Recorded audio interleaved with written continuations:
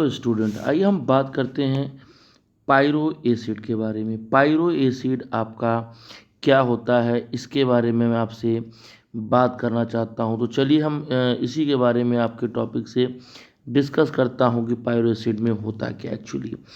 तो देखो, pyro acid में आपको मैंने पहले भी बता दिया था कि पायरो एसिड का फंडा क्या होता है। पायरो मीन्स होता है बेटा हीट करना, आप सब लोग पता है। पायरो का मीनिंग ही होता है हीटिंग करना, इसका मीनिंग होता है हीट करना।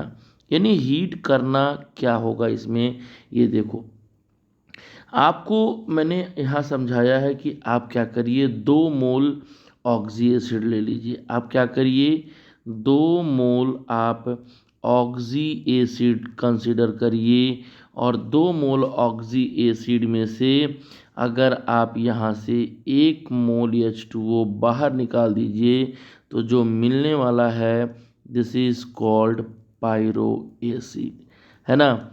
इसे हम पायरो एसिड के नाम से जानते हैं।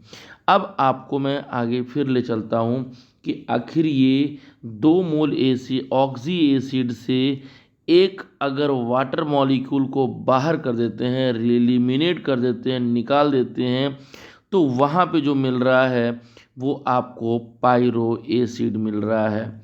ठीक है, तो चलिए हम वहीं पे आपको ले चलते हैं। एग्जाम्पल के तरफ मैं आपको ले चलता हूँ, ये चीज़ आप ध्यान दीजिए।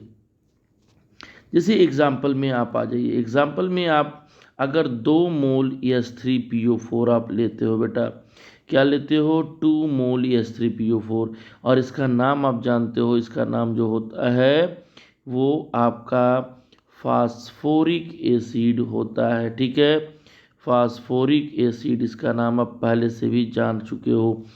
जब हम इसमें से एक वाटर मॉलिक्यूल अगर निकाल देते हैं यहाँ से, तो आप देख सकते हो कि एक वाटर मॉलिक्यूल निकालने पे बचने वाला क्या है, ये 3 2 6 है, 2 आपने निकाल दिया यहाँ से तो H4 बचा हुआ है।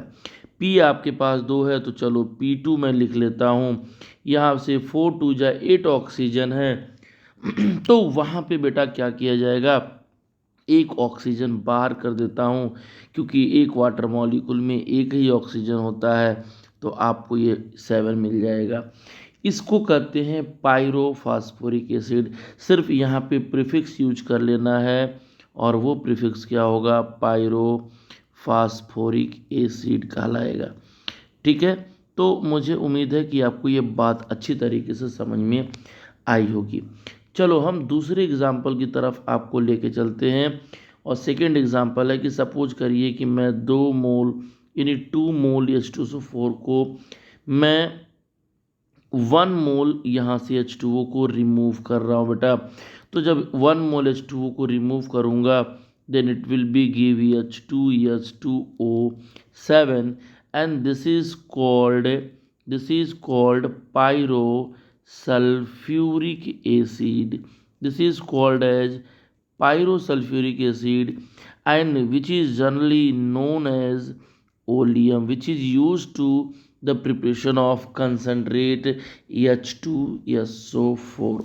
ठीक है, अब मैं आपको ये आप नोट कर चुके होंगे, मैं आपको एक इम्पॉर्टेंट पॉइंट समझाता हूँ, वो भी आपके काम आने वाला है। तो इम्पॉर्टेंट नोट क्या है ये ज़रूर आप लिख लीजिएगा। ठीक है, मैं यहाँ पे आपको क्या बताना चाहता हूँ बेटा कि पायरो एसिड है ना, पायरो एसिड में आप देखोगे कि XO लिंकेज देखने को मिल जाएगा बेटा। Pyro acid contain XOX linkage but having the one exceptional case, so we can say that the exceptional case is H4O2 H4S2O7. This is H4S2O7. Is it clear? H4S2O7 में ये जो XOX linkage दिख रहा है वो नहीं होता है। ठीक है, अब देखो ध्यान से, अगर ये यहाँ पे भी एक मैं इम्पॉर्टेंट पॉइंट आपको समझा रहा हूँ। अगर फास्फोरस का पायरो एसिड है, ठीक है, आप कह सकते हो पायरो एसिड ऑफ फास्फोरस। ठीक है, मैं आपको बिल्कुल बारूद चीज़ समझा रहा हूँ, एकदम इम्पॉर्टेंट चीज़ समझा रहा हूँ, इतना शॉर्टकट, इतना ट्रिकी मेथड से मैं आपको समझा रहा हूँ ताकि आपको ज़्यादा टाइम इसमें न देना पड़े समझने के लिए। तो अगर पायरो एसिड फास्फोरस का हो, आप समझो, तो वहाँ पे बेटा क्या होने वाला है, POP लिंकेज देखने वाला मिलना है। यहाँ पे आपको मैं बता दूं कि जो यक्स दिख रहा है वो यक्स आपका क्या है, हैलोजन नहीं है, ये तो आपका क्या है, ये आपका एक पी एटम है, ऐसा समझ लो। ठीक है, तो ये ध्यान दीजिएगा, यहाँ पे आपको अच्छी तरीके से समझ में आ जाएगा कि ये चीज़ क्या होता है। चलो मैं आपको ले चलता हूँ फिर, यहाँ POP आपको लिंकेज मैंने समझा दिया। ठीक है, इसी तरीके से अगर मान लो पायरो एसिड ऑफ, मैं आपको क्रोमियम का देता हूँ, इसका मतलब जाहिर सी बात है कि क्रोमियम OCr लिंकेज यहाँ देखने को मिलेगा। मैं बहुत सारे पेपर में देख चुका हूँ कि इस तरीके से सवाल पूछा जाता है। अगर बेटा यहाँ पर हम सल्फर की पायरो की बात करें, है ना, सल्फर के पायरो की बात करें, इसका मतलब यहाँ पे यस, है ना, OES लिंकेज देखने को मिल जाता है। तो ये आपको, मुझे उम्मीद है कि आपको ये ज़रूर समझ में आया होगा कि ये क्या होता है। अब आपको मैं आगे ले चलता हूँ इसके, कि इसका भी एक एक्सेप्शनल केसेस देखने को मिलता है।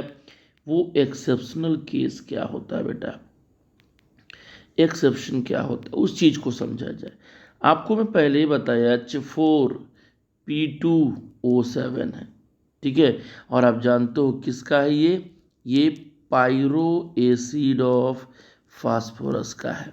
ठीक है, पायरो एसिड ऑफ फास्फोरस। लेकिन एक बात ध्यान देना, जब आप स्ट्रक्चर ड्रॉ करोगे तो यहाँ पे जो POP लिंकेज देखने को मिलता है बेटा, ये एब्सेंट होता है। सबसे इम्पॉर्टेंट पॉइंट मैं बता रहा हूँ कि यहाँ पे जो POP लिंकेज होता है वो यहाँ देखने को नहीं मिल पाता है। ठीक है, तो ये ध्यान दीजिएगा।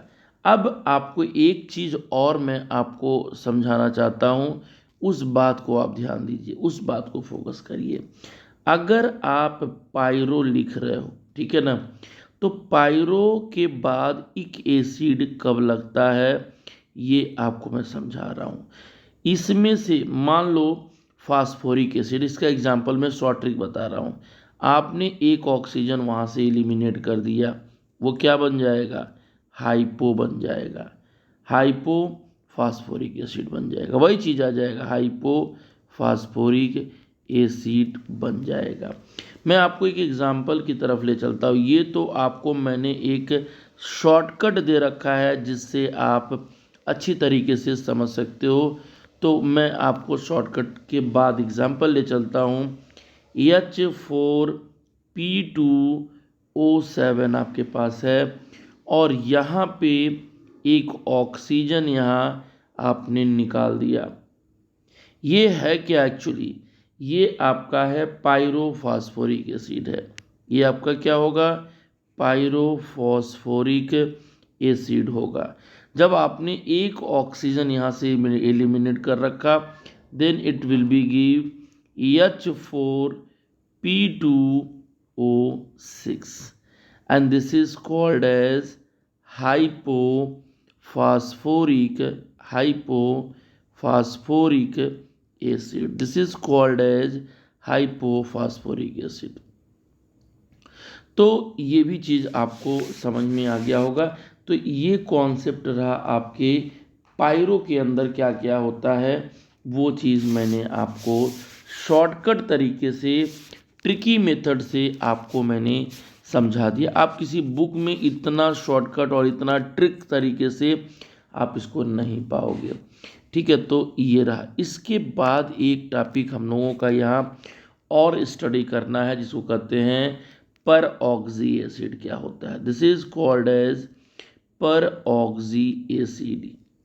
ठीक है, पर ऑक्सी एसिड किसे कहते हैं, ये चीज़ आपको मैं ले चल रहा हूँ समझाने के लिए। ठीक है, तो देखो ऐसा एसिड, मेरी बात अच्छे से सुनना, ऐसा एसिड जिसके अंदर परऑक्साइड का लिंक दिखाई देता हो, ठीक है, जिसके अंदर पर ऑक्साइड का, ये क्या कहलाता है, this is called as per oxide linkage, this is called as per oxide linkage. Is it clear? तो ये कहलाता है पर ऑक्सी एसिड। एक एग्जांपल आपको मैं ले चलता हूँ। जैसे आप जानते होंगे कि ये आपका नाइट्रिक एसिड है, ये आपका क्या है, नाइट्रिक एसिड है। इसको हम लोग नाइट्रिक एसिड के नाम से जानते हैं, है ना। तो नाइट्रिक एसिड में अगर इस ऑक्सीजन, यहाँ पे जो OH दिख रहा है, यहाँ पे अगर एक ऑक्सीजन मैं और इंसर्ट कर दूं तो आप बिल्कुल समझ गए होंगे कि ये आपका पर ऑक्सी का एग्जाम्पल है। इसे ही तो बेटा कहते हैं कि पर ऑक्सी लिंकेज, इसी को तो बोलेंगे कि ये परऑक्सी लिंकेज कहलाता है। ठीक है, तो इसका नेमिंग क्या होगा, दिस इज कॉल्ड पर oxy nitric acid or per nitric acid. So we can say that the name of this compound is peroxy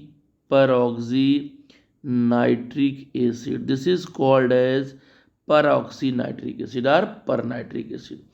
तो ये आपको जो लिंक दिख रहा है वही तो परऑक्साइड की लिंकेज होती है। तो इसके बाद और भी मैं आपको एग्जाम्पल की तरफ ले चलता हूँ। आप एक और एग्जाम्पल समझिए। ये आपके सामने C6H5 C double bond O and here peroxide is here. यहाँ पे क्या है, परऑक्साइड। इसको क्या बोलोगे, पर बेंजोइक एसिड। क्या बोलोगे इसको, this is called as per benzoic acid. ठीक है, तो ये भी आपको क्लियर हो गया होगा।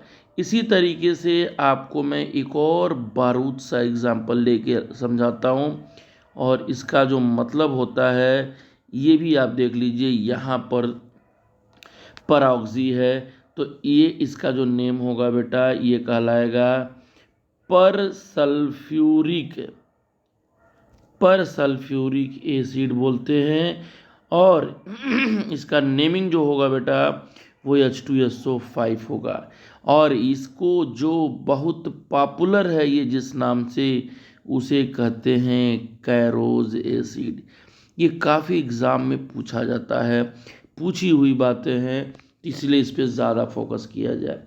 इसके बाद और भी मैं आपको एग्जाम्पल की तरफ ले चलता हूँ। इसका नाम आप जानते होंगे, ये इसका नाम जानते होंगे, इसको कहते हैं क्लोरिक एसिड। क्या कहते हैं, इसका नाम क्लोरिक एसिड इसको बोलते हैं बेटा। अगर यहीं पे एक ऑक्सीजन और यहाँ पे खींच लिया जाए, ठीक है, तो देखो यहाँ पे एक ऑक्सीजन यहाँ पे लाया जाए, ये Cl है, सॉरी ये Cl है। तो अगर मान लो HO Cl double bond O, तो देखो ये चीज़ जो आपको लिख के दिखा रहा हूँ, इसको हम कहते हैं बेटा per chloric acid. This is called as per chloric acid. लेकिन एक बात और ध्यान देना, तुम बोलोगे सर यहाँ पे तो परऑक्साइड लिंक है नहीं, सो but not true peroxy acid because it have no oxygen single bond oxygen is linkage।